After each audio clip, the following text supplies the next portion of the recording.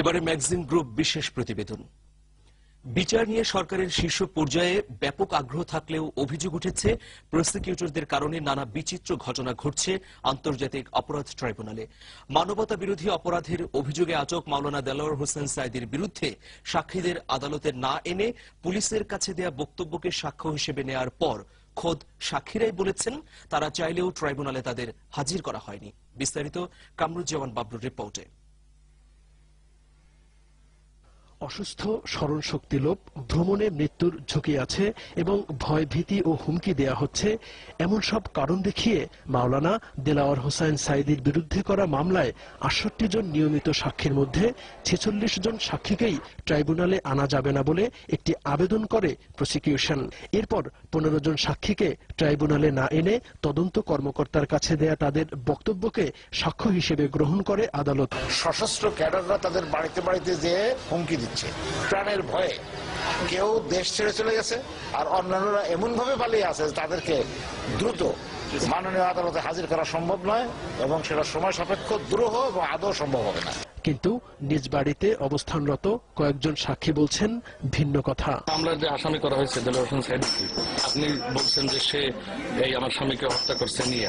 না না না, এরকম পাশি কথা কইতে না বাবা, এরকম কত কম গাও না, আমি মসজিদ এইরকম কথা কইতে আমি আরে চিনি এরা দেই এরা জানি।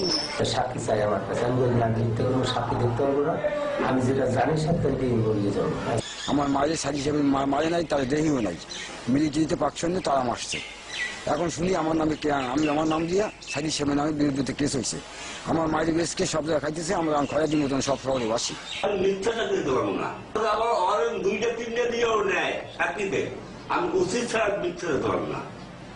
আমি কমুদের সাইজ আমার ঘর করে আসলে ইতিহাস হলে তেন দিতে না। তোমরা একটা লোকের হারেস খাওয়া সে পারবা না, আমার এক সাক্ষীতে শেষ।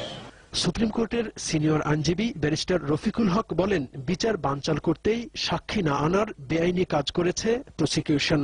অদ্ভুত ব্যাপার, সাক্ষী যাদের কথা বলছে তারা বলছে আমার চিনি না, মানে জানি না হিন্দু ভদ্রের কথা বলছে, ইন্ডিয়ায় স্টেটমেন্ট দিয়েছে আমি সাইদিকে কখন দেখিনি, জানি না কখন। ঠিক, it's not proper, it's not proper. এগুলো আমি চ্যালেঞ্জ করলে মুশকিল আছে।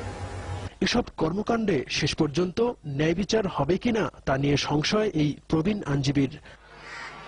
কামরুজ্জামান বাবলু, দিগন্ত টেলিভিশন, ঢাকা।